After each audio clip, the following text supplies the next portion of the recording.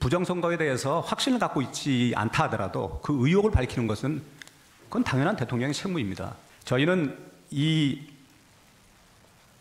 불법 선거가 사실은 중국과 크게 관련이 있다고 생각합니다.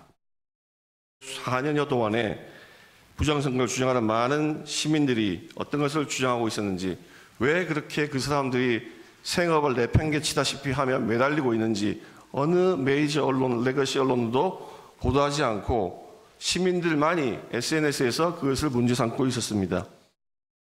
피청구인이 주장하는 선거 부정은 존재하지도 않고 근거도 없지만 가사 있다고 해도 그것을 군을 동원해서 비상계엄 선포를 하고 국회 침입해서 그 문제를 해결한다는 게 상식적으로 말이 되지 않는 논리임에도 불구하고 그 부분을 계속 부각시키고 있습니다. 그래서 그 부분은 사실 피청구인을 위한 전혀 방어가 되지 않을 뿐만 아니라 그것이 오히려 대한민국을 점점 더 위험하게 하는 발언들이다.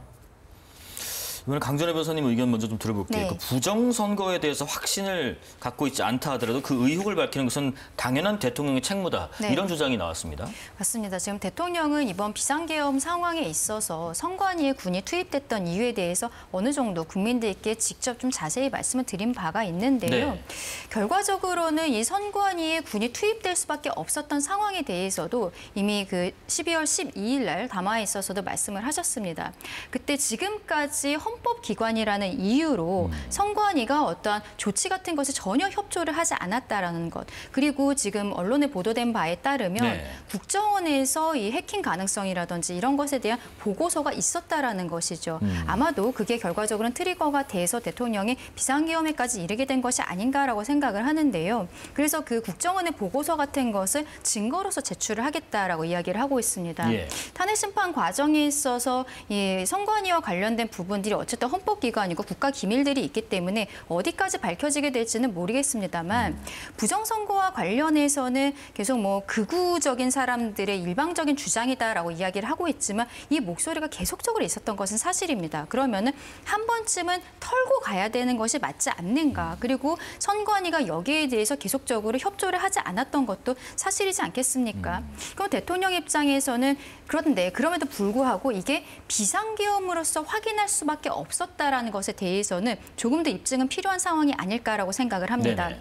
왜냐하면은 선관위가 계속적으로 수색이라든지 이런 것들이 협조하지 않았다고 해도 어떤 다른 형태, 그러니까 결과적으로는 최후의 수단으로서 비상계엄을 할 수밖에 없었던 것에 대해서는 대통령이 입증을 해야 되는 것은 입증 책임의 분배 문제에 있어서 정확한 것이라고 생각을 하거든요.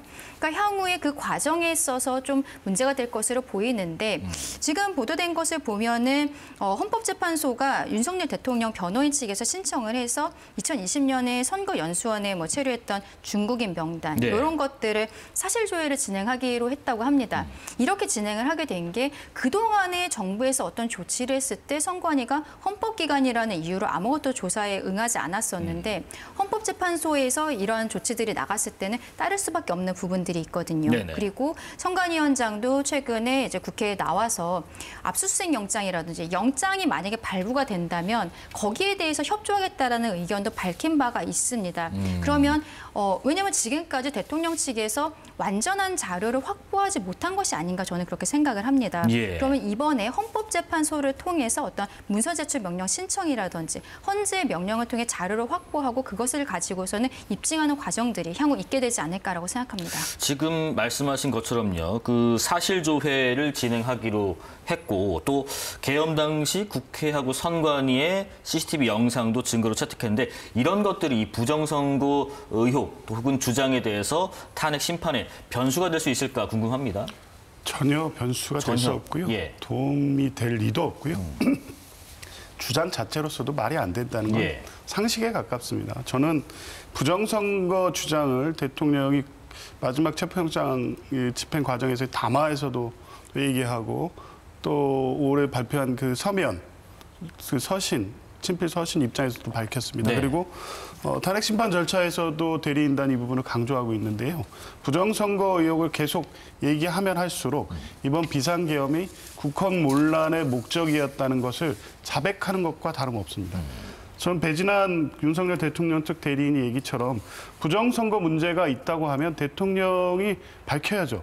밝히고 혹시 정말 그런 문제가 있었다면 그에 대한 책임을 묻고 다시는 이 민주주의 사회에서의 선거의 공정성이 대단히 중요한 거 아니겠습니까? 네. 밝혀야죠. 그런데 그걸 위해서 군대를 동원하고 선관위 서버를 탈취하고 이게 말이 됩니까? 그리고 논리적 상식적으로 보면 그렇다면 22년 대통령 선거에서는 어떻게 본인이 당선됐습니까? 그리고 직후 이어진 지방선거에서 국민의힘에 압승했습니까?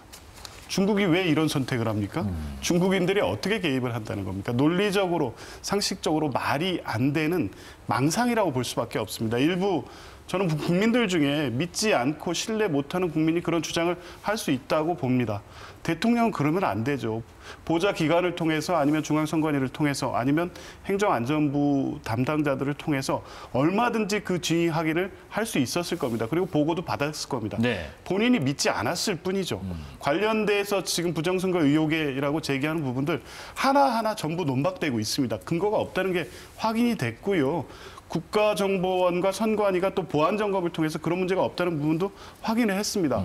어떻게 해야 부정선거가 아니라는 걸 믿습니까? 그걸 확인하기 위해서 비상계엄을 했다고 하면 결국 이 비상계엄은 본인의 망상을 실현시키기 위한 국헌문란 목적의 비상계엄이었다는 것을 인정하는 것으로밖에 될 수 없고 네. 결국 이 주장을 계속 이어가면 갈수록 헌법재판관들은 헌법수호 차원에서 대통령을 파면해야 될 사유가 너무 분명하다는 확신을 갖게 될 겁니다.